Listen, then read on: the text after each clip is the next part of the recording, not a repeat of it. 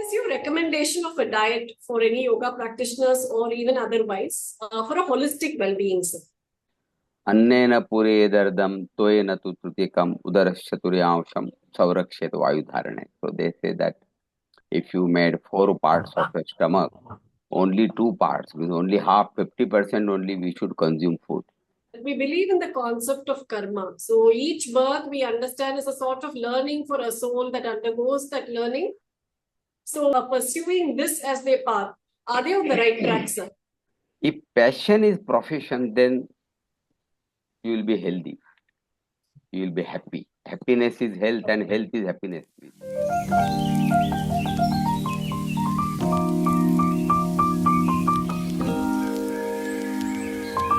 Thank you, sir, for joining us today again. And our first podcast interview with respect to yoga, asanas, pranayamas. And today we thought we will go into a more subtler aspect of yoga.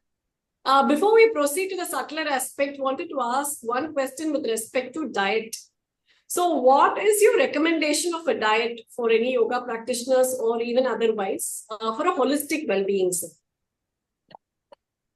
So far the yogic texts are concerned, especially the yogic text, we find some references of diet. First of all, in general, they talk about the mitahar. Mita means moderate, and that moderation is quantitatively as well as qualitatively. Yes. So quantitatively speaking, for example, Gheranda Savita has got beautiful shlok on that. Annena puredardam toyena tu trutikam udaraschaturyansham savrakshet vayudharane. So they say that if you made 4 parts of a stomach, only 2 parts, means only half, 50% only we should consume food. 1/4 for water and another 1/4 should be kept reserved for air, for a good, better digestion. And simple logic, better and faster is the digestion, least is poison formation. Because although we take food for the nutrition, everybody knows it. But in the process, some poison formation is bound to be there. Ayurveda has used the word am for that. Am is acid actually. So whatever the poisons that are formed are acidic in nature. Not only the digestive end products, even the metabolic end products. And that's why. So that is one part. Quantity wise, it should be moderation. Quality wise, it should be also moderation. So they understand it as absence of extremes of taste. So too sweet or too salty, too sour or too pungent, whatever. Mm-hmm. There is one any beautiful aphorism in Ayurveda. Ati sarvatra varjayat. Mm-hmm. Too extreme is too bad at every level, not only at food level. Every aspect of the life. The moderation is the key to the health. So that is one part. Now another, in some of the shloka they have specially mentioned these are the grains or these are the vegetables or these are the fruits we should be consumed on priority. Now of course when you come to mentioning the list of food items, it's that there is a limitation, and especially when there was a technical absence of the printing technology, obviously page wise and all that, because they used to just recite the shlok from Guru Parampara, Guru to Shishya, and they were remembered. And so they comprised the shlok in such a way that in minimum words, maximum meaning should be. That's why they used to call it sutra, for example. Sutra, shloka. And so there is limitation. That is one part. And secondly, today we are in 21st century. So when we discuss, we should not just depend on exclusively on the text what is mentioned. True. For example, if somebody may ask, okay, there is no mention that one should not have vada pav. Vada pav is very popular in Mumbai, you know. I just mentioned that, but there can be so many items what we eat today, what we drink today. Unfortunately, they are bad for the health, well known. And so we should not think of only the reference. It's not possible because in the forest jungle wherein they used to have kuti and yogis used to stay, there is no any vada pav stall or fast food stall, Chinese stall, you know, logically around them. So we have to think at a different dimension, not just referring the text what they are talking about. In today's understanding, the body residue is 80% alkali and 20% acid. So simple. That's why the blood pH is 7.4, means slightly it is towards alkali side. So anything that will maintain this alkaline pH or body towards alkali side, it's good for health. That's the thumb rule. And anything that reduces the pH, that leads to acidic, is bad. And if you consider all the different packed food, you know, many times I say, if auntie's chips, so what other relations are come in the market, I don't know, something like that. So all these are dumping acid like anything. In a nutshell, sugar is a deadly poison. What we call some 4, 5 white sugars, they say. So sugar is number one. So sugar in any form, wherever sugar is used, that item is bad. Okay. Then refined oil. Some 50 years back, nobody was knowing something like refined oil. Because in a village, there used to be one family, Teli, means whose profession was to extract the oil. They might be having one ox and they used to extract out. And whatever the production, little production is there was limitation. Whatever the oil that was extracted today, no way that it will remain more than 6 months. Not only with that manufacturer, producer, but in any family, any house of that entire village, there was no chance. Means oil was used fresh. Now, what happened recently? The big capitalist, industrialists, they went into this field. You know, they had that setup of oil mill, and a single day production is thousands of liters of oil. Who will consume this much oil? So obviously, oil will be getting spoiled, and a manufacturer can't afford to have such a low shelf value of his product. And so they started what is known as refining. Unfortunately, no one is taking pain to know what that refining is. It might be, sounding very good for the refined. If you read it is refined, it is written on the pack. Hmm? And if you see the filtered oil and refined oil, per liter, it's some 40 rupees, around 30 to 50 rupees costlier. So there is the understanding notion. Anything costlier is good. Not that. Not everything yellow is not gold. Just like that. Everything having more price doesn't mean that it is good for the health. It is simple because the manufacturer has taken pain to refine it. What is that refining? Hydrochloric acid treatment. Nobody knows. Even doctors have not taken pain to know what refining is. In their curriculum, it is not mentioned what is refining of oil and all that. What is oil containing monosaturated fatty acid, polyunsaturated fatty acid, only that much. So they are also many times not taking pain. If the patient asks doctor which oil we should consume, filtered or refined, he will say any oil, use less in quantity, and that is correct. What doctor says, any oil, consume less in quantity is correct. But any oil, he says, he doesn't know any differentiation between the refined oil and the filtered oil. How refined oil is very deadly for the health of his patient, he is not aware of, unfortunately. Sorry to state this. So we have not taken pain. In hotels also, sometimes they write, we prepare all our items in pure refined oil. Very proudly they say. If somebody go and ask manager, sir, what is that refined oil? We don't know anything. Refined oil, it is costlier, so it is good. We use sunflower refined oil very proudly. So nobody knows this chemistry. Literally, they give a hydrochloric acid treatment. Then they filter it over the caustic soda bed. So both hydrochloric acid and caustic soda are well known, very highly acid and alkalis. If the edible oil is going through such processing, what mess, what Yeah. havoc it will create inside the body. Nobody worried about that, unfortunately. And that cost is taken by from our own pocket. That's why it is costlier. So first of all, हम कच्चे घानी का तेल बोलते थे. Hmm. कच्चे घानी का Right, तेल. sir.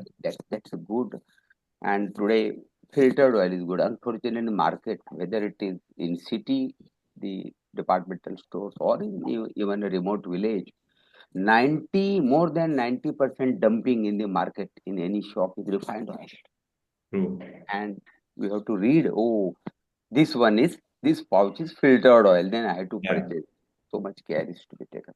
Then another third one is the hydrogenated fat. Hmm. Oil which is otherwise liquid at room temperature, artificially through the hydrogenation, the double bond and triple bond, which is good actually. We call it monounsaturated fatty acid, polyunsaturated fatty acid. It's good for all cholesterol and all issues. That's why they advertise, Yeah. But my question is whether it is refined or filtered. Obviously, more the polyunsaturated fatty acid, it's more labile for the fungus and bacterial problem. And so obviously it is available in refined only. Hmm. The groundnut oil, which is monounsaturated fatty acid rich, can be available in filter form, but it can remain for 5-6 months or so. But the sunflower oil, which is otherwise good, but it can't remain, so they have to True. Refined. refine only. That is number one. Secondly, when they say that, oh, so good for heart or whole, immediately I ask the question, are you going to drink it raw? Refined and non-refined is one issue. Another question is how you are going to consume it. If you are going to use it in seasoning or frying, then it is more dangerous than the saturated or monounsaturated fatty acid. More the polyunsaturated, otherwise good for heart and the cholesterol and ought not health as a whole. But moment you heat it, bring in contact with the heat, it's more, producing of free radicals. This issue, advertisement is going on to the half science. Just in Mahabharata, we know the Yudhishthira was asked to state Ashwatthama has died. He loudly spoke that, and then very low voice he said, Nara Vakunjara. Where Dronacharya didn't listen that moment he listened that Ashwatthama has died. He thrown the weapon and his neck was cut by Drishtadyumna. So this is one part. So sugar, refined oil, and the hydrogenated fat on top priority. We have to stop. Now people ask, oh, we do not bring any dalda or the hydrogenated oil in our home. We use pure ghee and all that. Okay, fine. Do you purchase toast, khari, such bakery products, biscuits? They are using dalda. Not that they can't use ghee. If at all pure ghee is used, it can be good. Correct. But who will use ghee when cheaper dalda is or the hydrogen oil is available? So these are the three main, culprits. Then there are other things like fermented. Moment you do fermentation, people say it's easy to digest, half digested and all that. There is one side of that story. Other side of that coin is it turns more acidic or acidogenic. It turns more sticky, and anything sticky leads to constipation. So that's a thumb rule. Anything sticky is bad for the health. Anything rough is good for the health. So like that, fermented is bad. Then anything rich in protein can be more acidogenic. From this perspective point of view, when we talk of maintenance of the pH of the blood, alkali side, I do not mean that we should not consume protein, because proteins we should have a balance. Yeah. When we discuss this matter from one perspective, we should not focus on one perspective.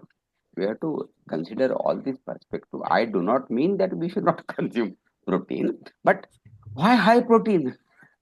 In school, right from school, general science book, we are taught, okay, soya bean is having maximum 40% protein Mhm. so far the vegetable kingdom is concerned.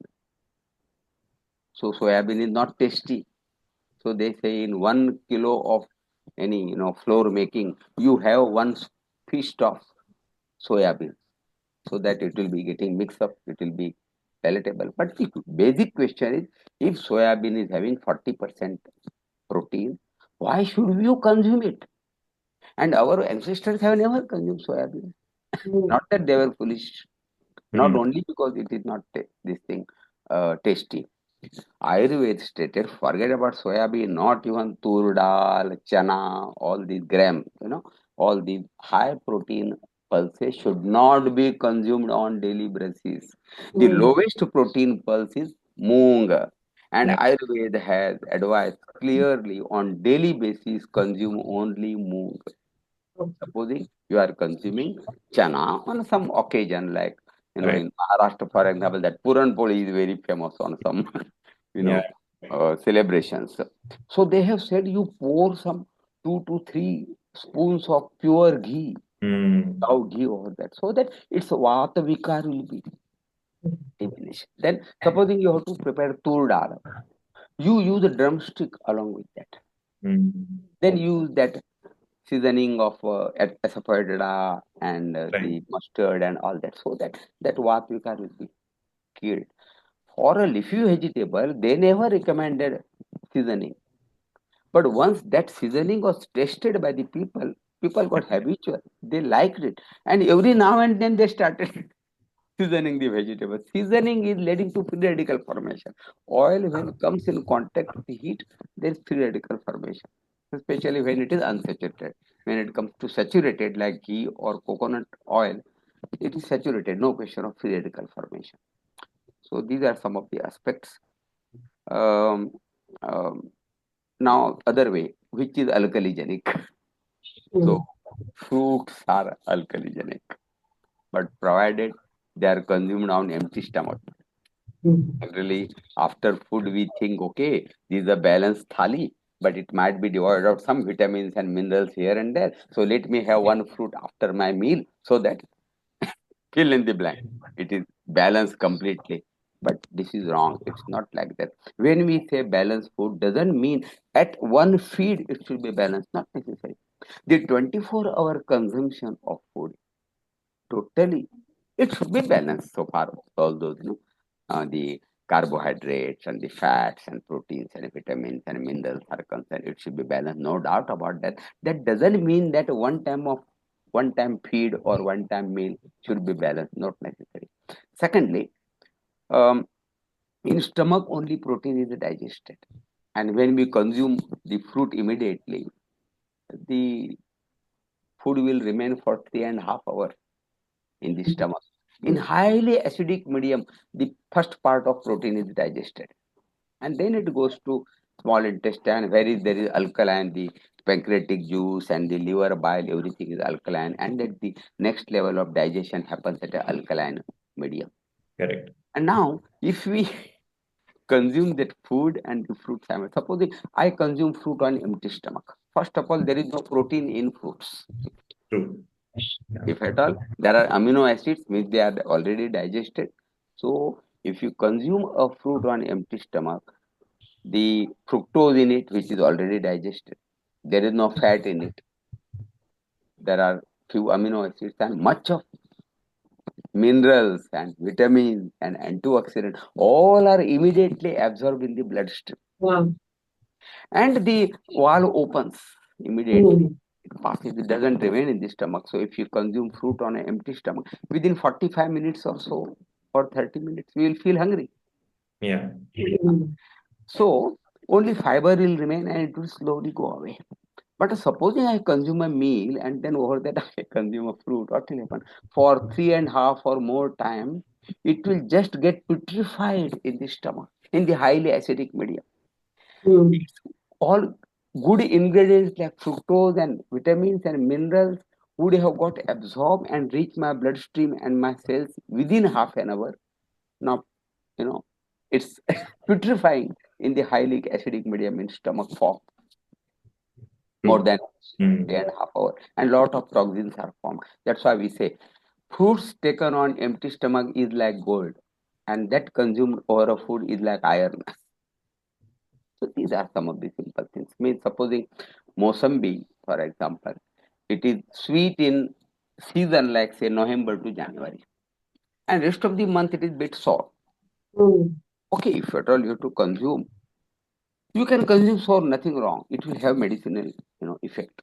It will create ultimately alkaligenicity. All fruits are alkaligenic, and citrus fruits are more alkaligenic, being sour in nature. Means they are acidic, Mm.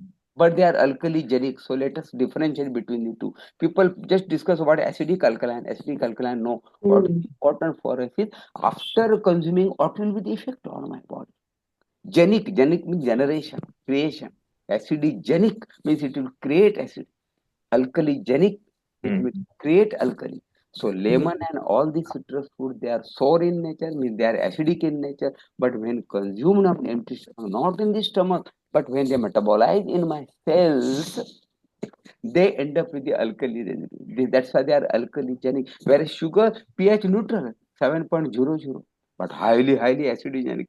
Where burns in my cell. So this point you have to understand that we should consume alkaligenic food and acidogenic food should be. I do not say that no acidogenic food should be consumed. For example, proteins are acidogenic, but we have to consume protein. At least some Yeah. 30% protein there should be there for repair of the body, growth of the body. But rest of the part, 70% should be, or at least I would say 40% should be alkaligenic, like raw food, raw vegetables. Likewise, these are the simple formulas. And rest of the things about packed food, I said all are bad for the health. So we have to, from whatever this perspective, what is available today, around us, from that perspective, you have to discuss about the diet. And then, of course, the extra calories, another major aspect people are suffering from increasing belly and all that. That's the root for many diseases. So, again, people say, oh, rice is bad, wheat is good. Nothing is bad and nothing is good. It all depends on one's total lifestyle. The people, our forefathers in the coastal area, culturally, they used to consume a lot of rice. Yet their belly were flat because although they consume so much of rice, they used to work in the field. They used to go to jungle to cut the wood.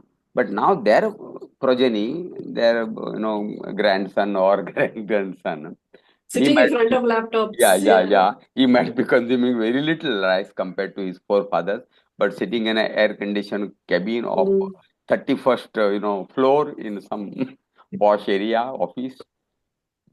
So we have to consider the total lifestyle. If diabetic patient is there, oh, stop rice and start wheat. Wheat Mm. is having gluten on the contrary. Correct. There is starch in rice. Does it mean that there is no starch in wheat? So on the contrary, one formula, our ancestral food should not be curtailed altogether. Very important thumb rule. Mm-hmm. Because our genes has adapted for Beautiful. hundreds of generations. Absolutely. So I can understand if my ancestors have consumed a big heap of rice, I should not because of my lifestyle, but I should not stop rice altogether. Mm-hmm. And of course, hand pounded rice is good compared to polished rice. Plus all these so many. Of course, I have written some 125 pages book. So if you just discussing about the different aspects of this diet as such, it will take us hours together. So Absolutely, sir. somewhere we need to stop this. Unfortunately, we have to stop, sir. It's so nice hearing you. And I remember you saying in our classes that the best kriya is to fast also, which helps to completely reset your body and systems. Exactly, correct. So Yeah. fasting is also one type of diet. It's Akasha Ahar. Holy Ghost. Akash is also very much important. Fasting will detoxify the body. Fasting will, you know, rejuvenate the entire machinery.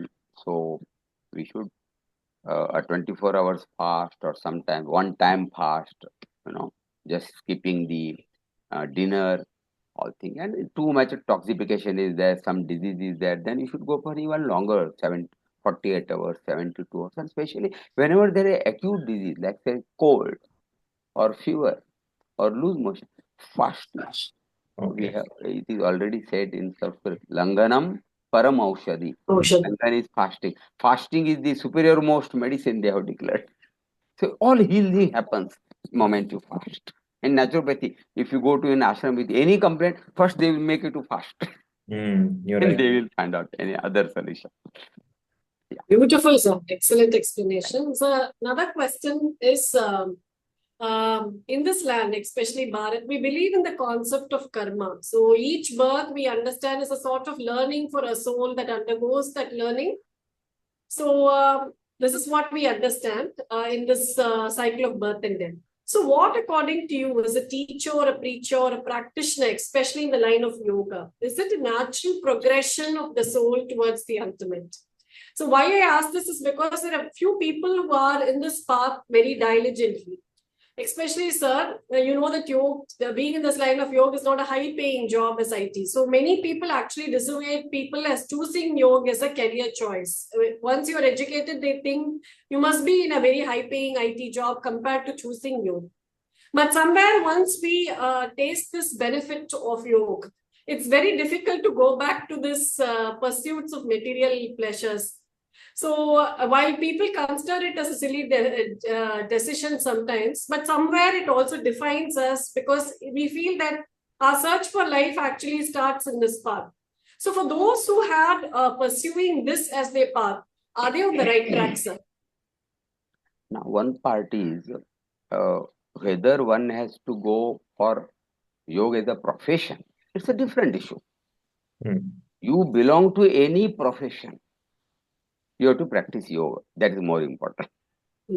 Practicing yoga is important. Now, if at all you have to take it as a mission, as a profession, it's an individual decision, personal decision. Nothing wrong in that. Because we say, if passion is profession, then you will be healthy. You will be happy. Happiness is health and health is happiness, we say. So if the profession is torturing you, then certainly it will affect your health. And what is important is health ultimately. Happiness is important. And that's why it's an individual, decision. Because money is also required, no doubt. Yeah. Vitamin yum many times we say. So it's an individual decision. But one has to think from all these sides. And once decide, there should not be any dilemma in that. Then it is a very, very difficult situation. Whenever I take a decision, I have taken that decision on my own. I am responsible for my decision. I have to blame nobody for that. And once I have taken the decision, I am responsible to accept the consequences. In short, in all situations, I should be happy. Then I will be healthy. That's True. But in your experience, sir, the kind of people whom you have met in your line, so how do you look at them as? Are they people who have, in terms of their souls, inclination towards to come into yoga has been more? Because we see that yoga is more of moving into liberation. So does the yoga means that you're moving in a rung of ladder of spirituality more and more? Do you find people coming in that path more often? all the great people, whether it's Aurobindo or many to take the names, have talked about or science also believes evolution is a continuous process. Aurobindo used the term superhuman. Now, so this evolution is going on from human to superhuman, and it's individual, of course. There are, if you say, some 600 crores, individual human beings in this world today. They are of 600 types, I would say. There were 600 types mentality or whatever approach towards the life. And so, in the same ladder, what you call, at different level, different people are there. That process is going on. So those who are on top level, they have already passed through where we are today in that previous birth Yeah. itself. It's a process, and it will go on. Okay. Now, uh, even in materialistic life, what we call pravrutti margi and nivrutti margi. So you are asking about everybody is turning nivrutti margi, not necessary. It will take time. So there are already people who have inclined to that nivrutti marga in this birth itself. So they are going to evolve or progress very fast.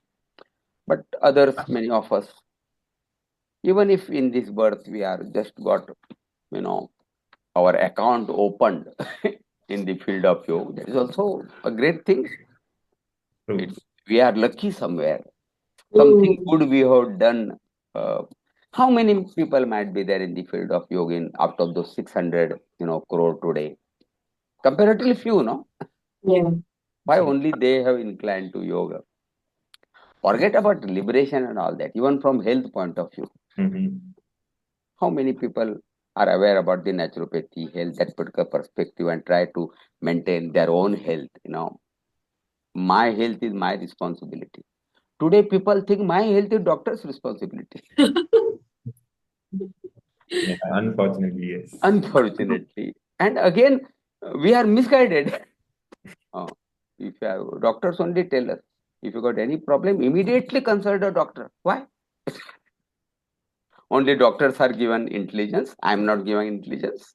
Why every time with a little complaint I should go to doctor? Should not I know? Should not I be aware what my health is? On the contrary, I would say I am the greatest doctor for me. Perfect. No super specialist and specialist in the world can give more than 5 minutes, 10 minutes, 15 minutes to think about me. But I am with me for 24 hours, 365 days. Absolutely. Today I consumed this one. What happened to my health? Today I did this. What? I continuously I got my body is giving me the feedback. Only thing we are not aware about that. We, we are disregarding that feedback body is continuously giving. Just have high regard for that. Be aware, and yoga is nothing but awareness. What else yoga is? So this is very much required, and it is my responsibility. And so I should know what to do, what not to do. But the people are running behind hospitals and doctors and medicines and whatnot, as if it's their responsibility. So, from health point of view, also, how many percentage is inclined to yoga as on today?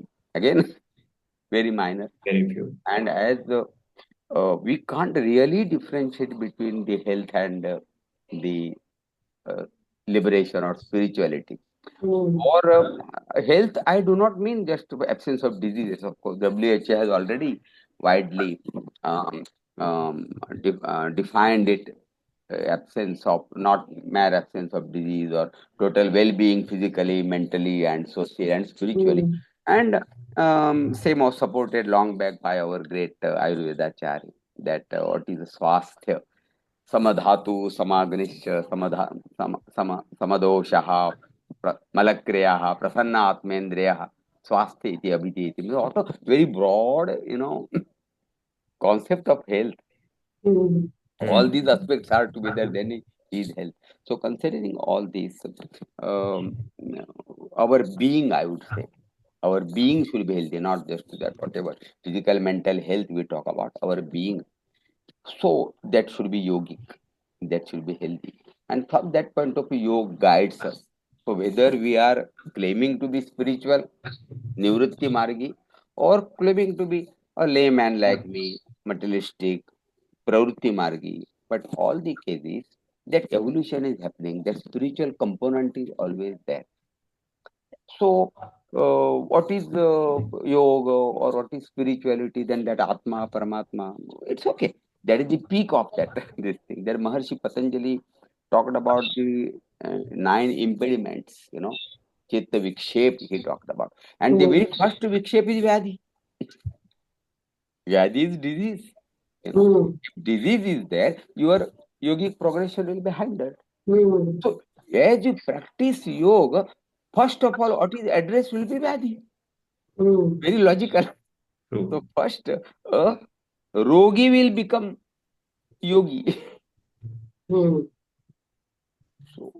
automatically this will happen. So whether we are spiritual, let us not differentiate, really speaking. We can't just demarcate between, oh, Lakshman Resha, here the materialism stops and here the spirituality starts, nothing of that kind. So Atma, Paramatma, or that the Chitta Prasadanam, what Maharshi Patanjali discussing, these are all higher things, but Yamaniyam he discussed, but even prior to that, of course, Yamaniyam is part of that, even Chitta Prasadanam, that philosophy is part of our approach, living yoga. But simple relations are improving. It means that we have started evolving. There's a well-known relation between this mother-in-law and daughter-in-law from generations and thousands of years. Why? You know, same mistake is done by daughter. How the mother addresses it, considers it, and same mistake is done by the. Just to give an example, the daughter-in-law, how it is being addressed by a mother-in-law. Means there is a difference between a relation between a daughter and mother and daughter-in-law and mother-in-law. I would say if relation between daughter-in-law and the mother-in-law slowly evolves, slowly gets molded towards that of mother and daughter, that is spiritualism. That is heading towards the evolution or liberation or spiritualism, whatever word you use. So many saints, that's why they said, there was one saint some 400 years back in Maharashtra during Chhatrapati Shivaji Maharaj time, Samartha Ramdas Swami. He said, Adhi prapancha karava netaka. What he said? Do this your prapancha, the house, the married life, whatever we call. You do it correctly, neatly, and then go for the spirituality. If you are wrong here, there is no position for you there. This is the first ladder. From here only, slowly you are going to evolve. So everything is intermingled. We can really differentiate between the two. But after all, it's a progress. Whether you have improved your health, I say, health I do not mean physical and mental. It is health in this very broadly, well-being or my living approach, my perspective and whatnot has turned healthy. But we don't know in which generation will be liberated. But let us be on that path. That is more important. We should be on that highway, not on the warm marga, not on the wrong path. We should be on the right path and go. So what speed we will go, where we will reach. Okay, leave it to divinity. That will always helping us. But we should be on right path. That's So we are right on the right highway, no, sir. right. All right. Sir मेरा एक सवाल रहेगा कि योग और meditation का क्या रिश्ता है और ये दोनों हमने क्यों रोजाना प्रैक्टिस करने चाहिए। हमने कई बार देखा है कि जो लोग मेडिटेशन करते हैं वो लोग कभी योग फॉलो नहीं करते हैं, और जिन्हें योग फॉलो करते हैं, जो लोग जो योग अभ्यास करते हैं डेली, उनको मेडिटेशन का इतना महत्व समझ में नहीं आता या तो वह फॉलो नहीं करते हैं। तो ये दोनों का क्या रिश्ता है, ये हम आपसे जानना चाहेंगे और हमने क्यों करना चाहिए इसे। कोई इंस्टीट्यूट हो या कोई योग चलाने वाला हो, योग क्लास, वो भी कभी कभी बोर्ड लगाता है योग एंड मेडिटेशन, राइट। योग and pranayama.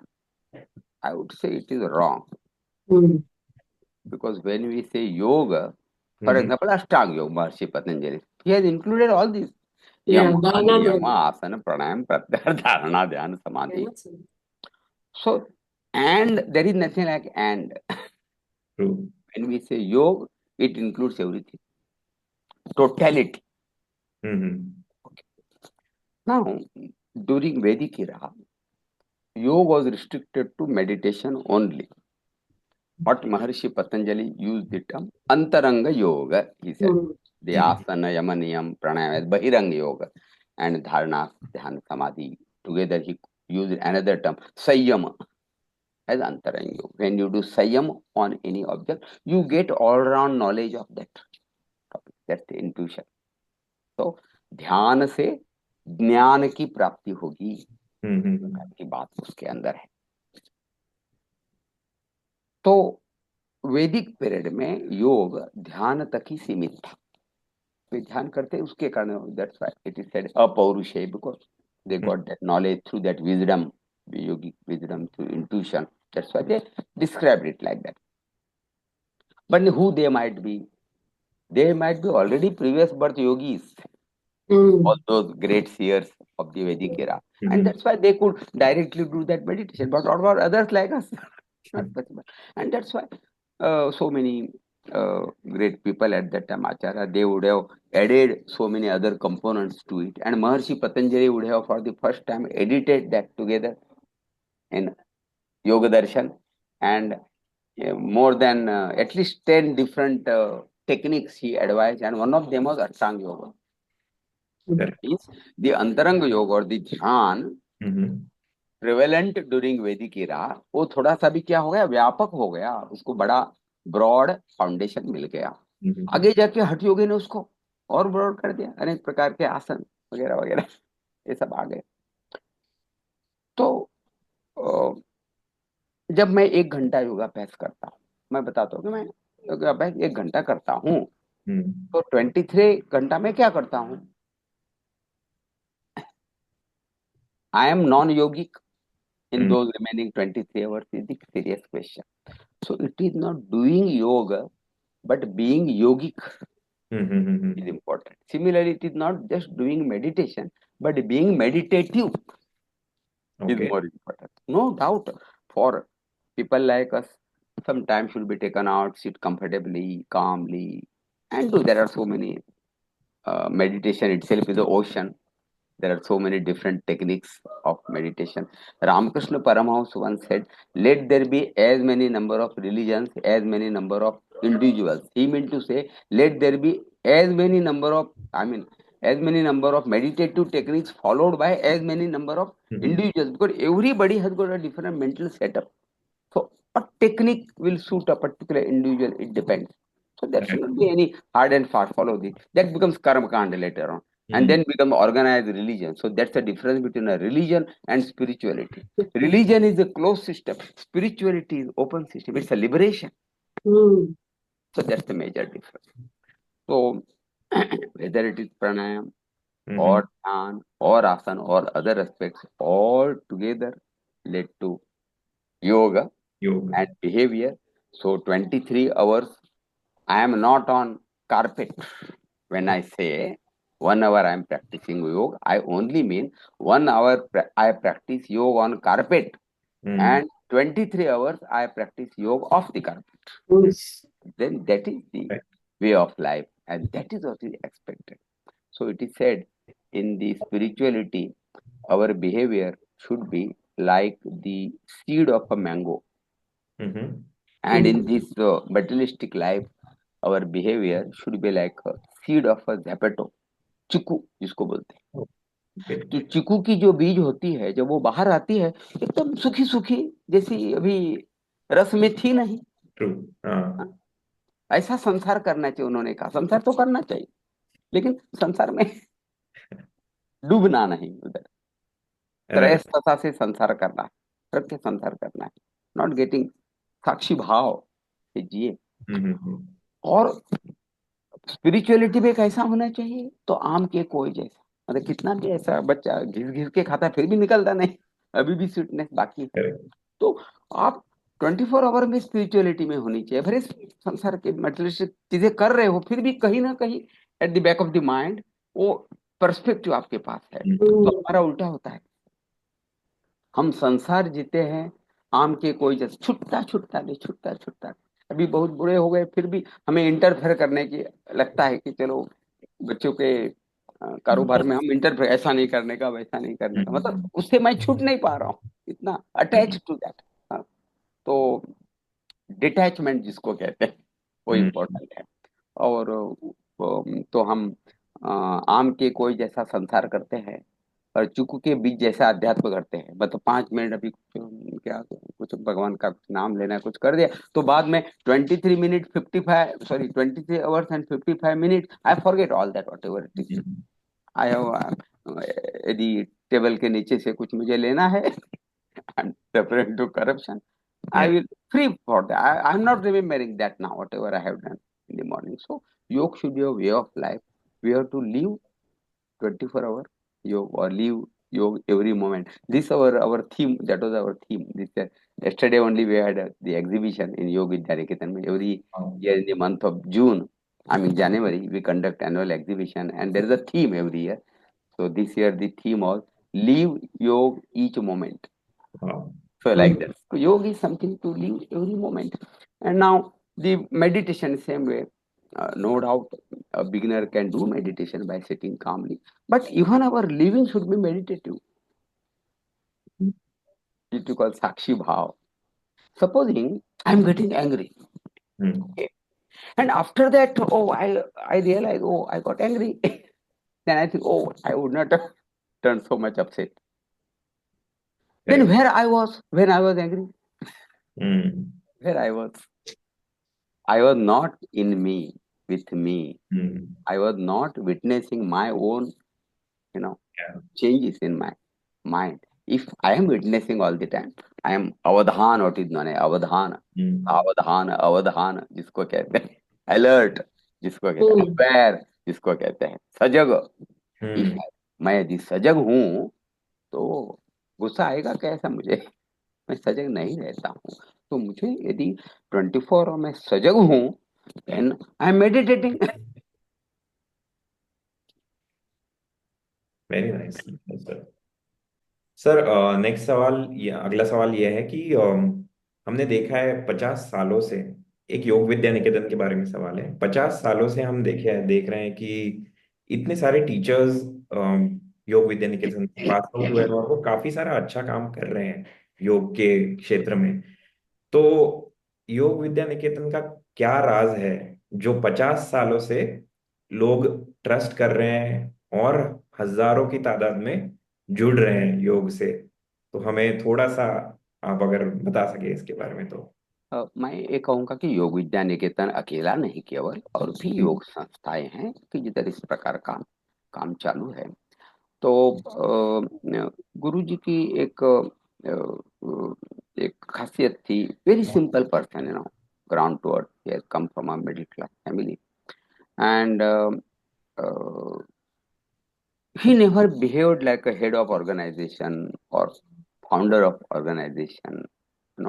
If any program is there, he used to be there 15 minutes prior, right from spreading of the carpet. So many times, sir, we are there, don't handle, but he used to handle even the carpet. So that was his nature.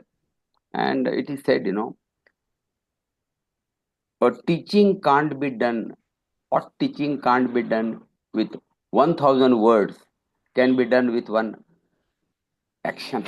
Wow. And so because of his behavior, his action, his practical approach, he used to always say, yoga is not something to just discuss. And that's why that, you know, um, whatever the shlok related to that, na vesha dharanam siddhehe karanam na chatakta kriyeva karanam siddhehe satyametan saucha. Like that, many times he used to say that. So this is what is yogi. You just not discuss, but so that approach is important. And from that point of view, and both of them, Guruji and Guruma, both were coming from the educational field. Guruji retired as a vice principal of the Marwadi Commercial School cum Junior College of Girgaon, Mumbai. And Nimbalkar Madam retired as an education officer from Mumbai Municipal Corporation Education Department. And that's why on basis of B.Ed, they created this structure of YTTC, along with that yogic science, anatomy, physiology, and that educational psychology. It is Yeah. their Yes. She only created that syllabus, and for many decades she used to take those lectures. Mhm. Later on, when she turned very old, she could not. At the age of 90, she passed away. And at the age of 96, Guruji passed away. Okay. Okay. So, the lessons, this concept of lesson, you may not find this concept of lesson in the teacher's training course of many other institutes. It is based on, again, that B.Ed. All these things. Then that internship, in the month of May, entire 1 month, you would Yes, have learned that, we at the will end. learn It's that. like, cherry on a cake, at the, after completing of entire 8 months YTTC, giving theory exam, practical exam, conducting that summer course is a beautiful experience at the end. Totally, sir. Now, all this internship, what we call in medical colleges also, there is the internship, isn't it? So just based on that, unless you do that internship, you are not getting the certificate. So, making you a confident yoga teacher practically to stand in the society. Otherwise, there are so many courses. Lot of, they by heart the Yoga Sutra and Bhagavad Gita Shlok and all that. But what Correct. is the practical experience? Nothing. So through the practical, the project workshop in the month of February for 1 week, and then 1 month the summer course, a lot of practical exposure is there to our trainees. And so by looking at all these things, it's just generation by generation passing. So when you see that the teachers are working, it's not a paid job for them, just as a social work they are doing it. Automatically you are getting influenced, motivated by that. So that it's a chain reaction. Yeah, it happens. So creating is one thing, sir, but maintaining it is the most difficult thing. I think you, along with those teachers, have maintained that enthusiasm that we've been able to merit out of it. I mean, even till date, we find, we talk about YV and how we all work together, the lessons, so much of pressure, and yet now we feel how good it feels to, have gone through that Process. grill mill. Yeah, that was a grill mill, sir, literally. But then it really transformed us so much. How do you maintain that enthusiasm, sir? How do you motivate people and inspire them? Um, Again, supposing 100 people are enrolled, some 10, 15 might be getting dropped at different level up till the end of the course. Out of 85, 100% result may not be there. Some 70 might be passed. And again, in that 70%, performance is different. Some 10 might be doing very good score. But merely doing score doesn't mean that all 10 will be available for Yogi Dhaniketan for further, preaching. The 2, 3 might be highly, highly motivated out of them. And they will just continue from very next year as a teacher or something like that. So that filtering will always be there. We can't expect the results 100% in anything. So at different level it happens.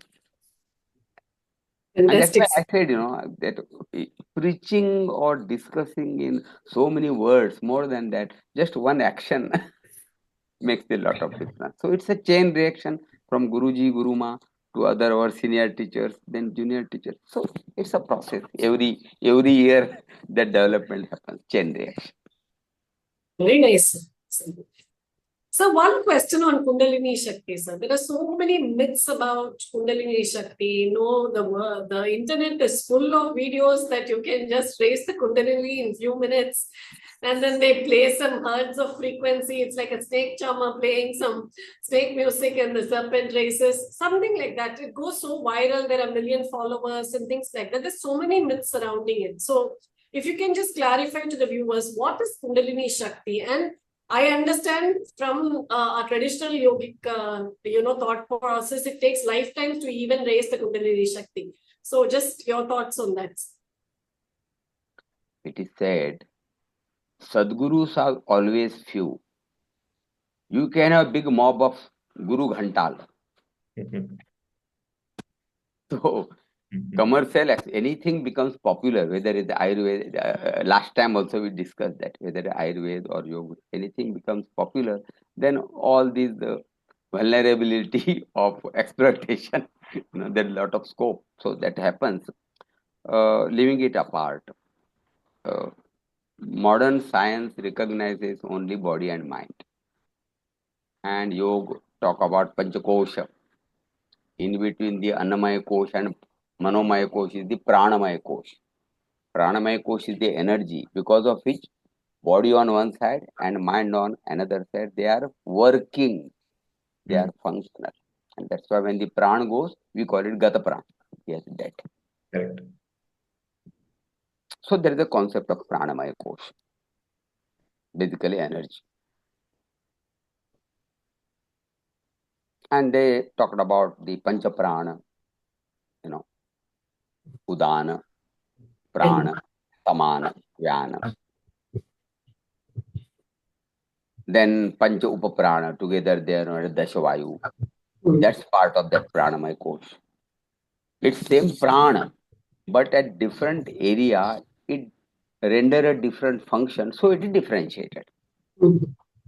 There is nothing like pancha prana actually. Only one prana is there. Prana. In different, because same photo we say, same person. He is father of somebody, he is son of somebody, he is brother of somebody, husband, something like that. Same prana. And this prana flows through the 72,000 nadis. That's what. Again, same thing. They have known it. These are all subtler things. A doctor can't dissect a body and find where is that kundalini or where is that nadi and chakra and all that. These are the functional elements. If we switch on TV, we can see a picture, a video, audio. But provided you got a TV set, and provided you got an internet and you're tuned that particular channel, there might be, otherwise, there might be waves of hundreds of channels in the world here where we are sitting, you are sitting. But neither it is visible to us nor it is audible to us unless you have that proper instrument, proper tuning. So just like that, pran we can't realize materialistically, what you call objectively, whatever modern science instrument reaches. But of course, with a very recent technological development, stereo photography and all that, so they have proved it now. There is something like aura around the body, pranamaya kosh. Anyway, so one Shiva Samhita talks about 3.5 lakh nadis. Whatever they understood, they realized through meditation only they have realized it, how that pranic flow happens. And from that nadis they are talking about. And from that point of Marma Bindu Chikitsa, from that point of view only, later on, the acupuncture, acupressure got developed in China. From here only it went. And recently, Reiki and pranic healing, all these are, concerned with pranamaya kosh. And their base is our yoga. The Philippine nationalist and culturally Chinese, Master Chow Kim Sui, he is the creator of that, what is known as pranic healing. And yes, he was once asked, why you was given this title, pranic healing? What this pran, from which language it has come? He said, it is Sanskrit word. Then he again asked, then why you are a Philippine nationalist? Culturally, you are a Chinese person. Then why you have used the Sanskrit word? He said, through meditation, I knew that ultimately it was from India. That very concept of pran originally was from India. In Sanskrit, it is known as pran. In Chinese language, it is known as ki or chi. It's a Chinese word. Only Chinese person can pronounce it. Although we sometimes spell either ki or chi. It is neither ki, neither chi. It is something in between the two, and only Chinese person can pronounce it. And originally that was known as prana. So that's what we say, that from India only, from this Yoga Shastra only, this concept reached China or Japan or Korea, and then it is developed different way. And so in order to respect that, originally I titled my, the system as pranic healing. It's very popular. You have heard also, perhaps. Yeah. Yeah, yeah. So nadis are there and the prana flows, and till it flows fluently, we are healthy and we are alive.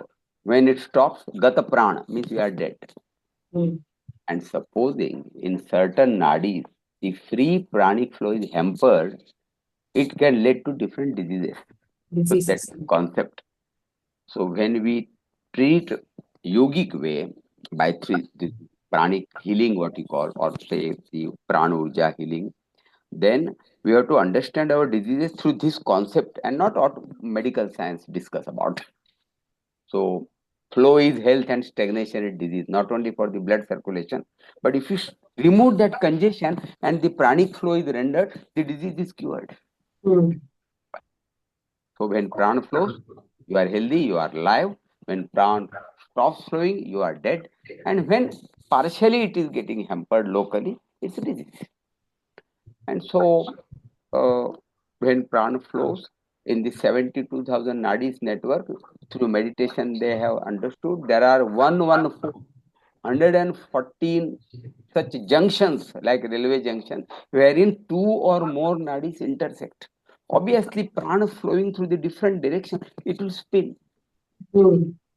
Simple physical law, it will spin, and that's why rightly they are named as chakra. Chakrams. There are 114 chakra in our.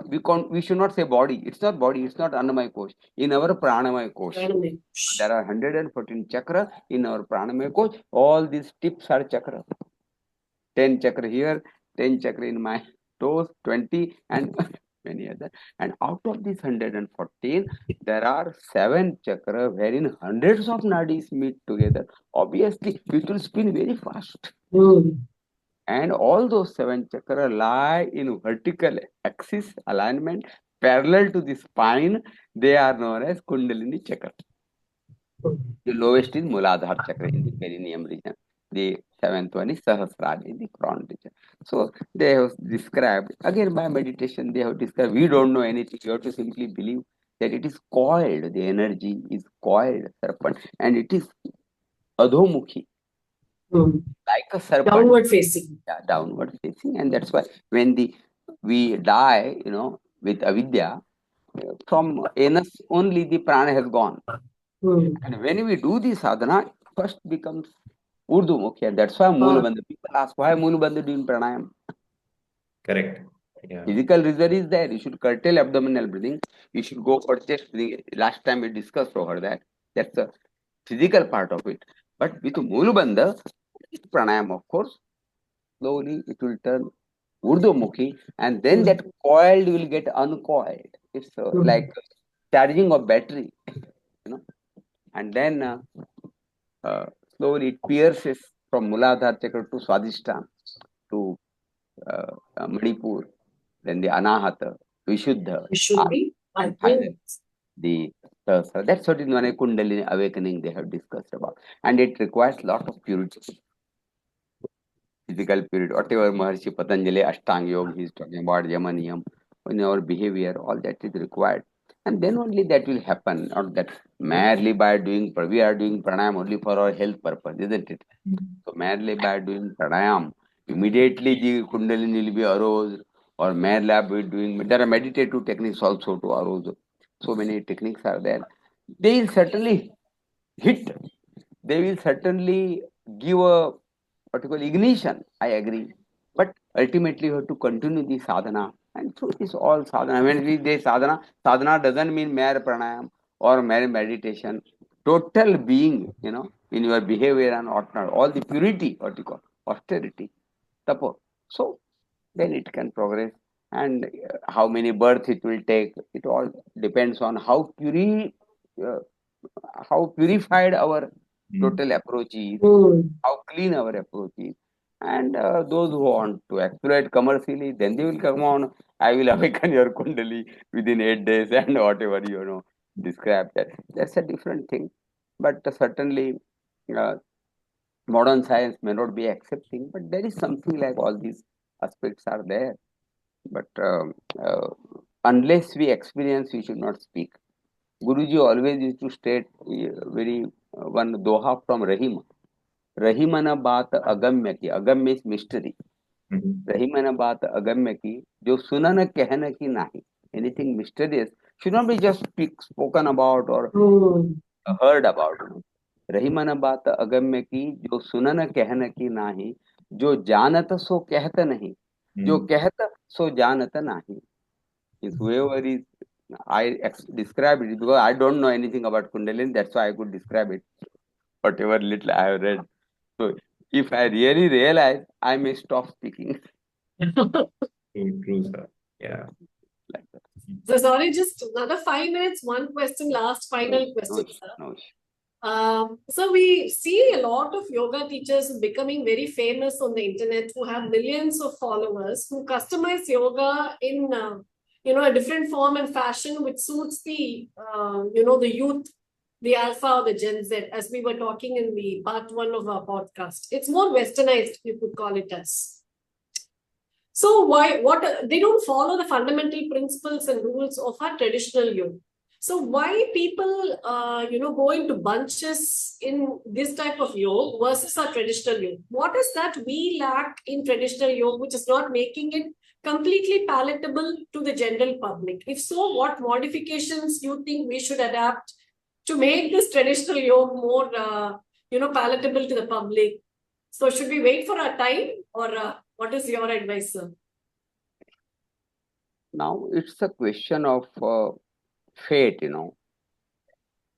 Why certain people get exposed to a so-called yoga teacher who has not himself understood yoga in its totality and somewhere misunderstood himself is mere just physical exercise or something like that. So obviously we can't blame him. Neither the disciple is aware about exposed to, nor the teacher himself is exposed to what are the true values of yoga or aspects of yoga. It is his or her bad luck, I would say. This is bound to be there in this, just as we discussed last time also. This is such a big world, and where all these things are bound to be there. So when an individual turn come to know the right, to get the right guru or to get exposed to the right approach, it depends. And so we should not adulterate, I would say. Try to maintain the purity. In music also, there are different gharana. For example, the what we call classical music, there are different gharana. And there are experimentation like fusion of Eastern music, Western. Nothing wrong in that. We should be open for experimentation. But at the same time, somebody should take the responsibility on that shoulder to maintain that purity. We discussed a lot about biodiversity. Many species of animals and plants have become extinct, and we try hard whether we can help them to survive, isn't it? That's a good thing. So we talk about the biodiversity. So also the cultural diversity we should talk about. We should respect that. And we should try to the experiment, fusion and all that hybridization, something new, experimentation, after all it's a creative art. So something new creation should go on, must go on one hand, but simultaneously the purity too should be maintained. So this is pure, this gharana. Somebody should preserve that purity. Correct. Just like that in yoga also, this will go on. We should not compromise with the purity. We should be for that. Popularity is something different. We should not be behind popularity. We should be behind purity. Yeah, true. Oh, well said, sir. No popularity, but purity. Thank you. That's a very nice statement to end the podcast also. Thank you so much for your time, sir. Very helpful. In one side, I feel very happy that you were there. The other side is that I feel sad that our association with this podcast interview is getting over too, because there's so much of pearls of wisdom that we collected from you, sir. Thank you so much for your time. Thank you. Thank you so Thank much. you, sir. धन्यवाद।